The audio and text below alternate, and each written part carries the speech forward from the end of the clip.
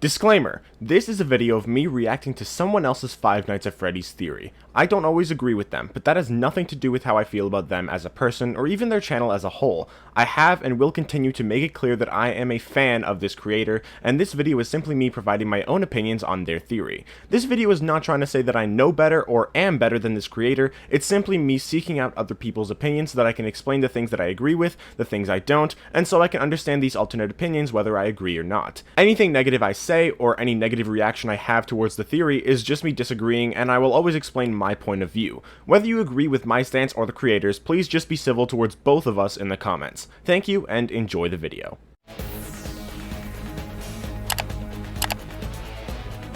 The clue that solves FNAF Secret of the Mimic. You'd think that this title would, you think that they'd abandon this title, naming scheme, but guess not. Isn't it like wasn't it originally named something about like the number that solves it or something? I don't know. Anyway, this is by FNAF, of course, so let's get watching. In December 2024, we received a content update for Help Wanted 2, where Steelwool hid a bunch of puzzle pieces throughout the game. If you collected all of the puzzle pieces and put them together, a building would appear in front of you. When you walked up to the building, you were met with four numbers, 4, 6, 2, Yeah, that's 5. the When we Marie first logo. saw these numbers, everyone thought that that was costume going to be the release date of Secret of the Mimic, Nope. April 6th, 2025. It was not. Until the Secret of the Mimic trailer came out, and we got the actual release date, June 13th, 2025. So if 4625 isn't the release date, then what do the numbers mean? Well, I think those numbers are the key to solving Secret of the Mimic, including who we play as, what's gonna happen, and how the game is going to end. Make sure to subscribe, and let's see if I can predict exactly what we're going to see in Secret of the Mimic 3 months before it comes out. Let's start with the building we saw in the Help Wanted 2 update. A lot of you might have seen this building and thought, what in the world am I looking at? And you might have thought this because we didn't really have much to go off of. We knew it was some sort of gift shop that was selling masks. We knew that it was associated with this logo and the letters MCM, and we knew because of the puzzle that there was some sort of factory either attached to it or located close by. A lot of this was— I think that this is like meant to just be part of, like, I really don't think that this is like the factory that Edwin works at or anything, but I think that because Edwin is working on animatronics and stuff probably for that's probably just like the carnival or something related to the carnival. Also, 4625 is kind of weird. I wonder if like that was like actually the original release date and then it was like internally delayed. Probably not, but I find it weird that like that would be the number, because that's also associated with like, that's how you get the cutscene to happen, right? Like that's what spawns M.X.E.S, right? So I'm wondering if that number has anything to do with him. Maybe 25 is the year of Ruin. Probably not. I think Security Breach is in like 2029, 2035, something like that. So like M.X.E.S probably wouldn't match up with that. But like if Ruin was 2025, maybe that's the date of it. Probably not, but I don't know. Maybe that's the date that M.X.E.S was created. But also, why is it back here? Like why is it back in the days of the carnival, right, in the 70s? So yeah, I don't really have an explanation for it. I was thinking about it like when I first played that, and after the trailer came out, I was like, I mean, if that's not the release date, then what is it? But I didn't really look into it much because I couldn't really think of anything like initially. 46, obviously there's Patient 46, and last year I think that there was like meant to be like some kind of update to securitybreachtv.com or something, or maybe an Into the Pit thing. Something was supposed to happen on like April 6th of last year, but then it didn't end up happening. So I think that maybe like it just ended up being, so maybe I'm thinking like it'll be like a teaser, like what was supposed to happen last year but didn't happen. Maybe that'll happen this year on that date, but I don't know. Let's see what he says though. Brand new stuff that we've never seen before. But this stuff quickly started making sense once the Secret of the Mimic trailer came out 2 months later. In the trailer, we learn a bunch of stuff about the game. The game takes place in 1979, which is the earliest game we now have in the FNAF timeline. In it, we play as a Fazbear Entertainment employee being sent into an abandoned warehouse. This warehouse belongs to Edwin Murray, a contractor for Fazbear Entertainment who has apparently apparently gone missing. This already answers a question from the Help Wanted 2 update. This factory-looking place in the background of the puzzle is Edwin's abandoned warehouse that we're going to be exploring. It looks a lot taller than you would think it would be. Unless, like... Okay, I'm pretty sure in the book it's mentioned to be 2 stories, but I don't know if it's mentioned to be more than 2 stories or if it's just said that there are at least 2. I'm actually going to check right now. Yeah, it mentions the 2nd floor, but I don't see any mention of like anything beyond that, but it also doesn't say that there wasn't anything beyond that, at least to my knowledge. So, I mean, the thing is, we do see the roof of this building here. Like, I'm wondering if like that roof, does that match? Because like there's like a little upper area, and here there's an upper area too, but there's 2 upper areas, and you don't see any other ones. So like, does this work? Maybe. But like, does the roof work? Maybe. It does look like a factory, obviously, but I don't know if it would be the same factory. It just depends on whether or not Edwin's factory actually is bigger than 2 stories, or if it's just the 2 stories, or if it's 3, like you said in chat. I have no idea, but I guess we'll see. Wasn't the generator on the 3rd floor? Like, later in the story? Are they trying to, like, turn on a generator or something later in the story? I don't remember, honestly. 3-story building. It's 3 stories.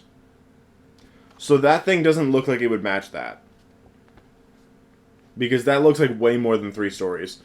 We see 4 stories, and that's in the background when we don't even see the bottom of it. It looks like it would be way more than 3 stories. So yeah, this is a 3-story building. Like it says right here. Besides the massive loom on the far wall of the big open space, this first floor of the 3-story building was pretty wide open. The floor looked to be flanked by 2 staircases. One was wide and steep. The other, hidden in the murk, appeared to be a secondary staircase. Partially hidden behind a wall, it was probably one assigned to the people who had worked there, Dominic thought. So yeah, it's a 3-story building. Also, the fact that this area is pretty wide open, I'm assuming that's what like the office area, what we see through the window, that's probably the 1st floor, if I had to guess. So well, it says that it's a 3-story building, so it's definitely, so that factory there is either not Edwin's or it's like doesn't match something. But yeah, it doesn't seem like that's Edwin's.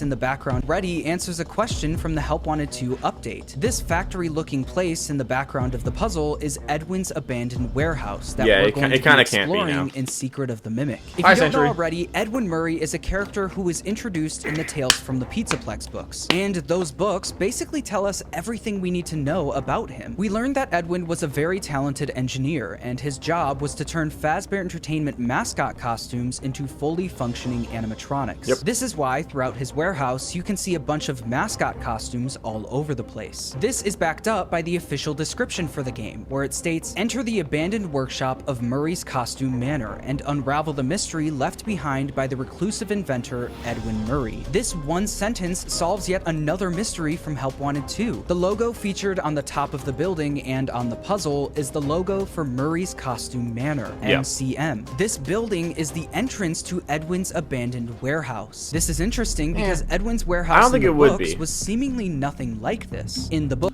I wouldn't think so, because that doesn't look like a factory at all, right? So so this is interesting because Edwin's warehouse a costume in the book manor. This thing being a costume manor doesn't really make sense because it says masks, gifts here, right? So this is like a gift shop kind of thing. So this isn't like the costume manor, seemingly. So like this doesn't seem like it's the factory at all, and the thing in the background is also not the factory. So it doesn't, I don't think that this is the factory at all. To Edwin's abandoned warehouse. This is interesting because Edwin's warehouse in the books was seemingly nothing like this. Well, yeah, because this isn't the factory, doubled as probably. A living space for Edwin and his son, but also a workspace where Edwin could build his inventions. The building was described as being extremely dirty and worn down. The name M.X.E.S Costume Manor and the logo are also never mentioned in the books. In well, yeah, games, but they don't necessarily have to be. It seems that Edwin's warehouse is almost acting similar to Willy Wonka's chocolate factory, where the public could come and visit the warehouse to see Edwin's inventions in person, featuring a gift shop where people could buy toys and masks of their favorite characters. This is further proven by this part of the trailer. I don't think so. I'm thinking it's just that not says Reset Welcome Show. Not only was there a gift I'm thinking shop, it's just not, this just isn't the factory at all. Because the factory's so far in the background too, so this isn't even a factory. There was also a welcome show that would play for people who visited M.X.E.S Costume Manor, featuring Edwin's animatronic characters. But like we learned in the maybe, but it could also be just like we're using this like Fazbear device, and if we're a technician, then this could very well be a device that just like accesses like files and something on computers, or puts files in like a USB kind of. So it could just be like that the welcome show is for something else entirely, and it's just contained within, like, the program is contained within like this FazWrench kind of device. So him plugging into the computer has to do with like is what introduces it to the computer at, like, in general, right? So also, if not, it could also just be like for like because Edwin's trying to like keep David busy, so it could just be like a welcome show for him in a way. So clearly related to the warehouse. Well, related, yeah, but it doesn't have to. I don't think it is the warehouse at all. Trailer, Edwin has apparently gone missing, and Fazbear Entertainment is sending us into his warehouse to retrieve one of his inventions, the Mimic, the character we saw at the end of Security Breach Ruin. But what we're being told in the trailer might not be completely true. In the trailer, we're being told that one of our contractors, Edwin Murray, has gone missing, leaving our property abandoned in his warehouse. Your job is simple. Enter the warehouse and retrieve the technology that he was developing for us.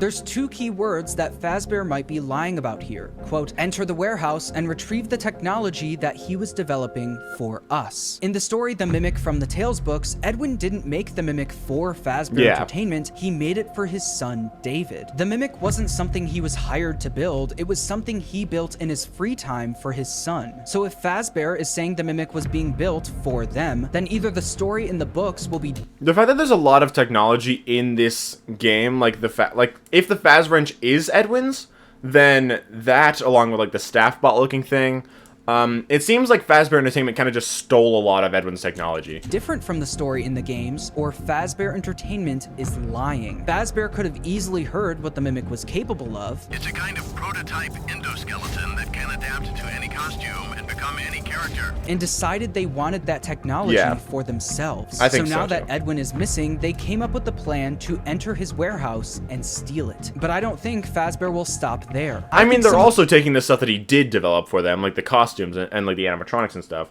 But like them taking the Mimic because they just want it, yeah, I think so. The most unique and beloved characters from Security Breach were all taken from Edwin's warehouse as well. At the end of the trailer, we get to see this giant animatronic that is essentially an early version of DJ Music Man. The fact Or just that Music this Man in thing general. could be found in Edwin's warehouse all the way back in 1979 tells me that DJ Music Man was likely originally built by Edwin, with Fazbear taking Edwin's Maestro Music Man and using it to create the DJ we all know and love decades later. The daycare attendant from or just Security regular Breach was Music Man. also likely And then they built just by made Edwin DJ as Music Man well. later. MatPat put out a great theory a couple years ago where he pointed out that the teeth on Eclipse match perfectly with the teeth on the Mimic, along with the general design of the characters looking similar. I think he was right, and we're gonna see the earliest version of the daycare attendant appear in Secret of the Mimic. These are just one I'm or not two sure about that. examples I of feel the like it's probably just the Fazbear Entertainment, like, I mean, I don't know if okay, it said that he was made for a stage show, so it definitely could be for the carnival. But I feel like Fazbear Entertainment probably made him based on the Mimic rather than Edwin making him. But like, obviously, it's definitely possible. Like, he has like clown pants, which kind of remind me of like the pants that I was looking at in the or what look like pants in the like the Steam page, like in the background of that image, like in the bottom right of the screen. I don't think it has the same pattern or anything, but just like that kind of concept, just like for like weird goofy clown pants, could just be like, so like maybe Edwin did make it. But I'm also just wondering like if we actually would see it, or like if it would like be like, it's not the sun and moon yet, right? We know that for a fact, because the sun and moon element was only made by Fazbear Entertainment, according to I think it was Bobby Dots Part 1 that told us. So it wouldn't be sun and moon, so I wonder what it would be at the Edwin's time. inventions likely being taken and reused by Fazbear Entertainment. Yeah. But I don't think it'll stop there. I think other characters from Security Breach could have been Edwin's as well, such as the wet floor bots or even the staff bots. Here's why. In the books, we learned that one of Edwin's first inventions was a robotic vacuum cleaner. And in the recent update to 5 Laps at Freddy's, you can actually see a billboard advertising it. It was called Hugs, which could very well mean that Edwin was also the inventor of Mr. Hugs from FNAF 6. But the reason he Or that they created stole this it. robotic You know, note that like of he actually Mr. has like a Hugs similar from design in terms of like it's green, has the button, and it has like the light on it. So it really and it's named Hug and Mr. Hugs. So I'm wondering if like he actually made that, or if it was again just like stolen by Fazbear Entertainment or whoever made this thing. FNAF 6. But the reason he created this robotic vacuum cleaner was because Edwin believed in, quote, building useful machines that would change people's lives. He believed in automating life's most mundane tasks, and he was sure he could create robots to replace most household chores people didn't enjoy. This is why we see a robot in the trailer that was made exclusively to sort mail. This is Edwin automating a mundane task, and I think the wet floor bots and the staff bots in Security Breach also fit that description. In general, I think there's a ton of stuff that Steelwill is hiding from us in this trailer. In the books, one of Edwin's jobs was to turn the mascot costume versions of Freddy, Bonnie, Chica, and Foxy into animatronics. So it's very possible that we're gonna see the original mascot versions of Freddy, Bonnie, Chica, and Foxy in Secret of the Mimic. I think that would be really similar cool. to the concept art that I talked about last year, featuring mascot designs of the core animatronics. I also think we're gonna see the original Fredbear and Spring Bonnie mascot costumes. In the trailer, you can see Fredbear's family. I think I was talking about that earlier this stream. I think that they also probably could do that, like have like the glitch trap costume like in this game. Because also, like I've said, the glitch trap or like the Spring Bonnie that's like on the Fredbear posters looks a lot like glitch trap, and glitch trap has like the stitching and stuff that these that these costumes have too. So I think that it's I think we could very well see like a Spring Bonnie like that, and even Dreadbear has that, like I said. So maybe Dreadbear could also be like kind of like a costume, like just like a Frankenstein version of the original Fredbear, maybe.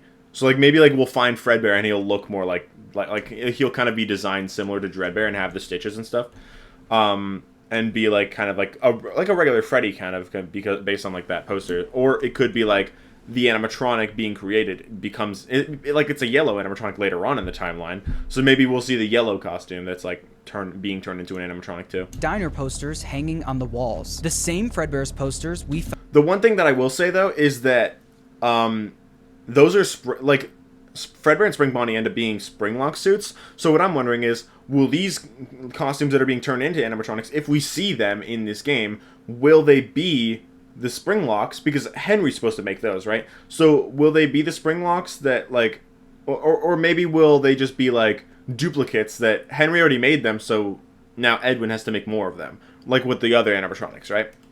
Or will it be like that these will just be animatronics and not actually Springlock suits, and Henry will make the Springlock suits later? The problem with that though is that I'm pretty sure Springlock suits are probably more like earlier than the actual animatronics, but like maybe not. I guess we'll see though. Found in Security Breach. Also, in one of the offices, you can see a pizza box sitting on the couch. Although you can't see the top of the box, I can tell you from playing the demo of the game at PAX West that those pizza boxes have Fredbear's Family Diner logos on them. Fredbear's is clearly being teased in this game, and if you look at the poster featuring Bonnie, you can see that the design looks exactly like Glitch Trap. Glitch Trap was the original mascot costume version of Spring Bonnie. Yes. And after 6 years of seeing the digital version of this character, I think we're finally gonna see this Bonnie mascot costume for the first time physically in this game. I agree. Along with the debut of the Fredbear mascot costume in the same style as the poster. You can also see the cutout of an alligator character in the trailer, which could very well be the earliest version of Monty. Not only that, I think we'll also see a Monty mascot costume in the game as well. With this game taking place in Probably not literally Monty, probably just like an alligator. And also we saw on the Steam page that there actually is like an alligator character. And I think that if you believe Stitchline Games, then that alligator, because Edwin is turning it into an animatronic, maybe that animatronic ends up being what Andrew possesses, since he like wears an alligator mask. If he possesses anyone, at least. 1979, there's so much potential to see the earliest versions of characters we've So what does this known have to do and with the loved number, for by the way? decade. Where's But he going this with game this? isn't about the old characters, it's about hunting down one of the newest ones. Fazbear Entertainment is clearly doing everything they can to retrieve the Mimic. And in the story The Mimic from the books, we see them doing the same thing. Once Edwin goes missing, Fazbear sends 3 employees to Edwin's warehouse, called Team A. Team A eventually does find the Mimic, but once they do, they each get brutally killed one by one. After Team A got completely wiped out, Fazbear did the common sense thing and just sent another team of people into the warehouse, Team B. While Team B was exploring the warehouse, they found audio recordings left behind by Team A. This is how Team B found out about the Mimic. But even with the audio recordings, Team B still ended up getting wiped out by the Mimic. In the books, that's where the story ends. Both Team A and Team B fail to retrieve the Mimic. But although that's where the book ends, I think that's where Secret of the Mimic begins. I think we're entering Edwin's warehouse after Team A and Team B. If you go to this part of the trailer, you can see an elephant mascot costume missing its arm. And if you brighten up the image, you can see a human arm hanging out of the costume, wearing the same Fazbear uniform as us, with the same long sleeve shirt and gloves. This is someone from the previous teams who tried to retrieve the Mimic, but failed. And I'm willing to bet that we're also going to find audio logs from those previous teams throughout the game, just like in the books. We're the team going in after Team A and Team B, but what's interesting is that this time we're not a team, we're just one person. After sending in teams of at least 3 people at a time, Fazbear is now only sending in one person. Not only that, this game will probably end with us successfully retrieving the Mimic. I highly doubt that we're getting this whole game just considering the Mimic has to be, like, retrieved in general. Yeah, probably. But it's also possible that we will be a part of Team C, and then we'll, like, separate, right? And we'll, like, split up, and then our team members will just die, too. And it's also possible that we are a Team A member, too. Like, if our, like, teammates, if the other guys on the team, like, separate from us, then maybe they can just end up dying apart from us, and then we'll find their dead bodies later. So it could still be Team A. Or it could be Team B, and, like, one of the other characters dies. But I think they all die together at some point. Or, like, we see them, we watch them die or whatever. So probably not Team B. But we could be Team A, or we could be after Team B. Like, and also we could be a Team C, and like I said, they just all separate, and then they all just die apart from each other. And then us, the main character, we find them dead later on. Witness another failed attempt. So who is this one person who's actually able to get the job done? To me, this feels like Fazbear isn't messing around anymore. They know the one person who's capable of doing the job, and they're sending them in. Need more proof? Well, this is where we get to those 4 numbers, 4625. Like I said earlier, when we first saw these numbers, everyone thought it was the release date of the game, but that didn't end up being the case. So what could the numbers mean? Well, look at the context of where we find the numbers. They're in front of the building on what looks to be a fancy looking mailbox. And what do you usually see at the front of buildings on a mailbox? An address. The numbers are the address to Edwin's warehouse. And while I was researching for this video, I could have sworn I've seen a mailbox just like this before. So I looked up fancy mailbox on Google, and this came up. An almost 1-for-1 copy of the mailbox in Help Wanted 2. So now that we've established that this is the address of Edwin's warehouse, so where's this going? Important question left. Why does this matter? Well, its importance lies in what we do with the address. After getting the numbers, if you go back over to the table and take off the Vanny mask, a van appears next to you. When the doors of the van open, you can see the M.X.E.S machine sitting inside. In order to get the ending of the content update, you need to walk up to M.X.E.S and input a code. The code you put in is the address to Edwin's warehouse. 4625. Once you put in the address, you see M.X.E.S appear, the doors shut, and the van drives off. This could mean a lot of things. Maybe it's telling us that M.X.E.S was originally made at Edwin's warehouse, 4625. But if you include the context, I mean, if we're trying to stop the Mimic, then it would make sense if, like, we made the M.X.E.S to stop him then, and then he was just reused later on in Ruin. But also, it depends, like, how would he be made? Would we be going? Because this van reminds us... I think this van is the same one that, like, the character is driving, like, in the trailer. So maybe he just has M.X.E.S in the back of the van, and he's just, like, driving. And then he pulls up to the warehouse, and then just, like... And then just lets M.X.E.S out, and he just goes and stops the Mimic or something. I don't really know how, but, like... I could see something like that happening. Like we have M.X.E.S already, and then we just use him to stop the Mimic in a way. But it's just a matter of how that would work. Van driving off, I think the more likely answer is Steelwell is showing us where M.X.E.S is being driven to. Once we put in that address, the van drives off. And how does the Secret of the Mimic trailer begin? With the van pulling up to Edwin's warehouse, 4625. The end. Know that okay, one thing I will say, he said that building that we see is probably the factory, or it leads to the factory. But this van is going the opposite direction, so it probably isn't. Ending of the Help Wanted 2 update is showing us how Secret of the Mimic will begin. This is further proof that Fazbear Entertainment isn't messing around this time. This one person isn't going in blind and unprepared like the previous teams, they're bringing M.X.E.S with them. M.X.E.S being around all the way back in 1979 was also heavily teased in the interview I did with Steelwell Studios. That is deliberately supposed to be an older machine. So the Whopper being like a good example of like, hey, here's a supercomputer. But it's old. Before computers are like this big. The model just is not a modern computer. No, it's not. It's very old. It looks old. I think Secret of the Mimic is going to show us why M.X.E.S was built in the first place. Yeah. But I think the more interesting question is, who do we play as in this game? Who I have created no idea. M.X.E.S and brought it to Edwin's warehouse? Well, it has to be someone who's a genius engineer capable of creating something like M.X.E.S, and it has to be someone who would be old enough in 1979 to do the job. I believe that person could be Henry Emily. I think that could make sense because Henry is a genius engineer, just like Edwin. So he would more or less know how to use all of the equipment that Edwin left behind. And he would be old enough in 1979 to do the job. I originally thought we could play as Cassie's dad, but if Cassie's dad... So, okay, it could be Henry, but like, it seems weird that he would be the guy going in, like so the co-founder of Fazbear Entertainment, the guy who's pretty important, it's pretty important that he survives, that he doesn't die. We're sending him in to go retrieve an animatronic that will 100% kill him if he messes up once. Like, it's really... I feel like it probably wouldn't really make that much sense to be Henry. Like, why would he be the one that's sent in if he could very well die, right? Also, the guy that we're playing as doesn't have to be the creator of M.X.E.S.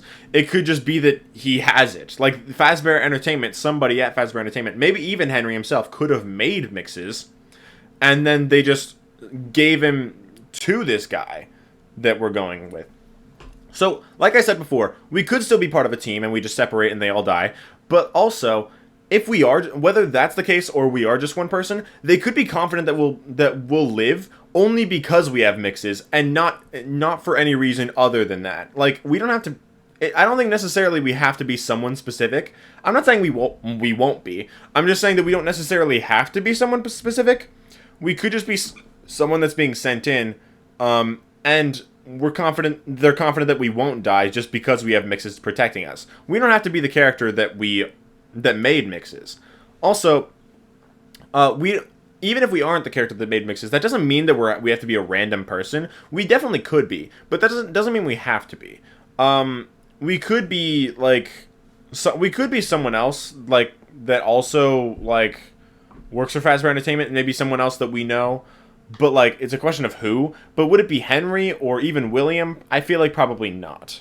Dad really is the Bonnie bully. Maybe though, but like, I'm not sure. He would at most be 15 years old in 1979, which is way too young. I don't think he's 19 I also think it's very possible that Henry was the one who created M.X.E.S. In my last theory video, I explained why this could be the case. In Security Breach, we get to see Henry's labyrinth that he created to burn everyone to the ground in FNAF 6. And in Ruin, the door that leads us directly to M.X.E.S is in Henry's labyrinth. Not only that, if you go through the door, you're met with what looks to be an extremely old staircase that leads right to the room with the M.X.E.S machine. Why is the room with M.X.E.S directly connected to Henry's labyrinth? Well, I think it might be because Henry had something to do with M.X.E.S. To summarize, after Edwin Murray went missing, Fazbear Entertainment discovered the Mimic and came up with a plan to steal it. But after sending in two teams of people, Team A and Team B, who never made it out alive, they realized this wasn't a job for a regular employee. They needed one of their best engineers to step in, Henry Emily. Henry isn't going into that warehouse empty-handed though. He would then create M.X.E.S, a supercomputer equipped with an antivirus that would help take down the Mimic. Henry then loaded M.X.E.S into his van and drove to Edwin's abandoned factory, where he would use M.X.E.S to successfully take down the Mimic all by himself. This is one of those theories that will immediately be proven right or wrong in the first 5 minutes of Secret of the Mimic, so it feels like a big swing. But I really do like the idea of the 4 numbers being an address, and by putting that address into M.X.E.S, Steelwool is showing us where M.X.E.S is being taken, and how Secret... Also, I will say, that address doesn't, like I said, I don't think that that area is Edwin's factory. But also, if we're driving away from it, then it makes sense that we're going to Edwin's factory, which is somewhere else completely. So maybe that's actually just like part of the carnival, and that is the address of the carnival, and then we're driving away from it, and that's why that number would be significant, because it's the address of the carnival.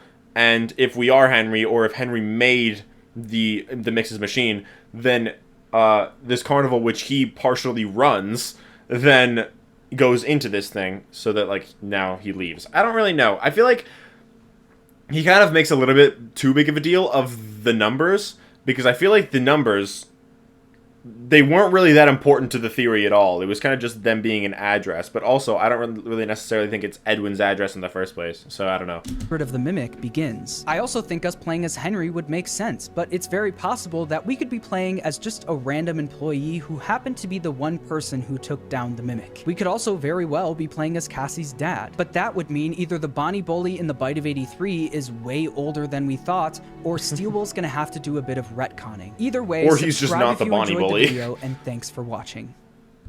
Like, I'm not saying I don't think he is, I'm just saying he could just not be him. Anyway, I think the theory was pretty good. I don't necessarily agree with it. I mean, I don't really think that we would be playing as Henry, but I also don't know who we would be playing as. So, like, I'm not opposed to the idea. I just think that, I mean, I am a little bit opposed to the idea, but I don't think that it's absolutely impossible. I just think that it doesn't make a whole lot of sense for, like, an important guy to be sent to go possibly die. And I don't think necessarily the one who made M.X.E.S has to be who we play as, even if we are using M.X.E.S. So, yeah. That's it from the reaction, though. So, yeah, that's my thoughts. What do you guys think? I think it was a decent theory, but I don't agree with it. So, yeah, that's my thoughts.